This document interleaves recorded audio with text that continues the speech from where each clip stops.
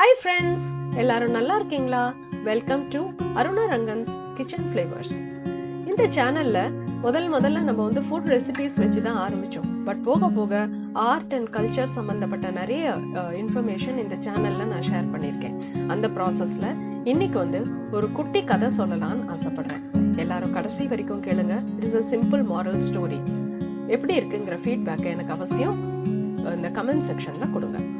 இதான பெரியவர்கள் வீட்டில் இருப்பதே நமக்கு இறைவன் கொடுத்த அருள் என்று உணர்வோம். நம்மை ஆளாக்கிய பெற்றோரின் வயதான காலத்தில் அவர்கள் நம்மோடு இருப்பதும் அவர்களை பராமரிப்பதும் நமக்கான கடமை மட்டுமல்ல, நமக்கு கிடைத்த அருள் என்று உணர்வோம்.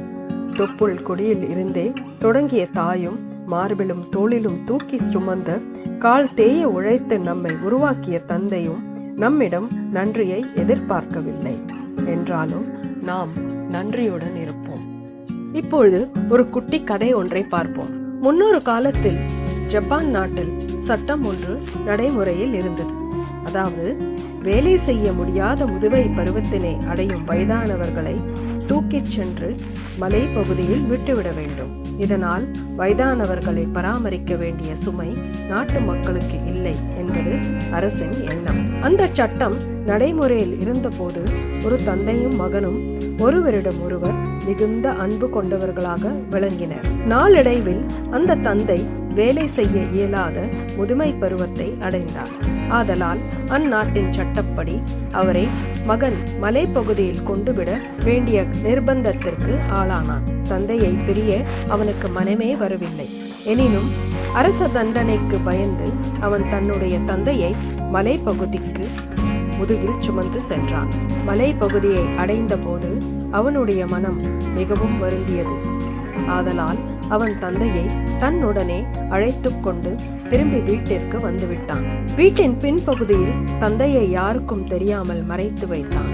மிகவும் ரகசியமாக அவருக்கு உணவளித்து வந்தான். ஒரு நாள் அரசன் தன் மக்களின் அறிவுத்திறனை சோதிக்க எண்ணி போட்டி ஒன்றை அறிவித்தான். சாம்பலால் திரிக்கப்பட்ட கயிறினை கொண்டு வர வேண்டும் என்பதே அப்போட்டியாகும். போட்டியை கேட்டதும் எல்லோரும் சாம்பலால் எவ்வாறு கயிறு திரிக்க இயலும் என்று எண்ணினர். யாராலும் சாம்பல் கயிறு உருவாக்க முடியவில்லை. அரசனின் போட்டி பற்றி அந்த மகன் தன் தந்தையிடம் தெரிவித்தான். போட்டியை கேட்ட தந்தை மகனிடம் பெரிய தாம்பாளத்தில் கயிறினை முறுக்கி வைத்து அதனை எரியச் செய்தால் சாம்பலால் திரித்த கயிறு கிடைக்கும் என்றார். மகனும் தந்தை கூறியபடி தாம்பாளத்தில் கயிறினை வைத்து எரித்தான். கயிறு எரிந்து சாம்பலான பின்பு அதே கயிறு வடிவில் இருந்தது. இதனை அரசனிடம் காண்பித்து பரிசினை பெற்றான்.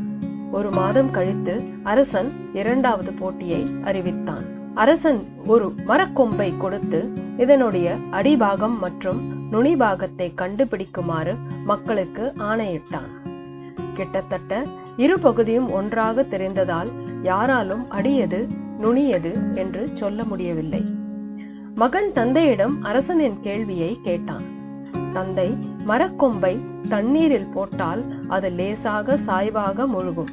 அப்பொழுது கீழ் நோக்கி இருக்கும் பகுதி அடி, மேல் நோக்கி இருக்கும் பகுதி நுனி என்றார். மகனும் தந்தை கூறியவாறே அரசனுக்கு செய்து காண்பித்து இம்முறையும் பரிசனை பெற்றான். அரசன் மூன்றாவது போட்டியை மிகவும் கடுமையானதாக வைத்தான். அதாவது, தட்டாமல் ஒலி எழுப்பும் மேளம் ஒன்றினை தயார் செய்து வருமாறு மக்களிடம் கூறினான். வழக்கம் போலவே எல்லா மக்களும் பின்வாங்கி விட்டனர். அரசனின் கேள்வியால் மகன் மிகவும் சோர்ந்து தந்தையிடம் வந்து நடந்ததை கூறினான். தந்தை அவனிடம், மேளத்திற்கு தேவையான தோள்களை எடுத்துக்கொள், மலைப்பகுதிக்கு சென்று தேனீக்கூடு ஒன்று கொண்டு வா, அதனை உள்ளே வைத்து மேளத்தை தயார் செய் என்றார். மகனும் தந்தை கூறியவாறே மேளத்தை தயார் செய்து அதனை அசைக்காமல் கொண்டு சென்று அரசனிடம் தந்தான். அரசன் மேளத்தை கையில் எடுத்து மேளத்தை அசைத்தான். மேளத்திற்கு உள்ளே இருந்த தேனீக்கள் அசைவினால் மேளத்திற்குள் இங்கும் அங்கும் பறந்தன. இதனால் மேளத்தில் தட்டாமல் ஒலி உண்டானது. இதனை கண்டு ஆச்சரியமடைந்த அரசன், உன்னால் எப்படி 3 கேள்விகளுக்கும் சரியான விடைகளை செய்து காண்பிக்க முடிந்தது என்று கேட்டான். அனுபவம் தந்த பதில்கள். அரசே, உங்களுடைய கேள்விகளுக்கு விடை காணும் அளவிற்கு எனக்கு அனுபவம் கிடையாது. என்னுடைய வயதான தந்தை என்னுடன் இருக்கிறார். அவர் மூலமே எனக்கு தங்களின் கேள்விகளுக்கான பதில் கிடைத்தது என்று கூறினான். இளைஞன் என்பதில் அரசனை நிகழச் செய்தது. சிக்கலான பிரச்சனைகளை தீர்வு செய்ய வயதானவர்களின் அனுபவம் உதவியாக இருக்கும் என்பதை அரசன் உணர்ந்து கொண்டான். உடனே அவன் இனி வேலை செய்ய இயலாத வயதானவர்களை மலைப்பகுதிக்கு கொண்டு போய்விட தேவையில்லை என்று உத்தரவு போட்டான். அது முதல் வயதானவர்கள் தங்கள் கடைசி காலத்தை பிள்ளைகளுடன் மகிழ்ச்சியாக கழித்தனர். அனுபவ அறிவு என்றைக்கும் விலை மதிப்பில்லாதது என்பதை தட்டாமல் ஒலி எழுப்பும் மேளம் கதை மூலம் அறியலாம். ஆம், வயதான பெரியவர்கள் வீட்டில் இருப்பதே நமக்கு இறைவன் கொடுத்த அருள் என்று உணர்வோம். நம்மை ஆளாக்கிய பெற்றோர்களின் வயதான காலத்தில் அவர்கள் நம்மோடு இருப்பது, அவர்களை பராமரிப்பதும் நமக்கான கடமை மட்டுமல்ல, நமக்கு கிடைத்த அருள் என்று உணர்வோம். இன்னும் நிறைய இந்த மாதிரி குட்டி கதைகள், ஆர்ட் கல்ச்சர் சம்பந்தப்பட்ட வீடியோஸ், அதுக்கப்புறம் ஃபுட் ரிலேட்டட் வீடியோஸ் எல்லாத்தையும் நம்ம இந்த சேனல்ல பார்த்துட்டே இருக்கலாம். கண்டிப்பா தொடர்புல இருங்க. இந்த வீடியோ உங்களுக்கு பிடிச்சிருந்ததுன்னா ஒரு லைக் பண்ணுங்க, ஷேர் பண்ணுங்க, சப்ஸ்கிரைபும் பண்ணுங்க. Thank you very much.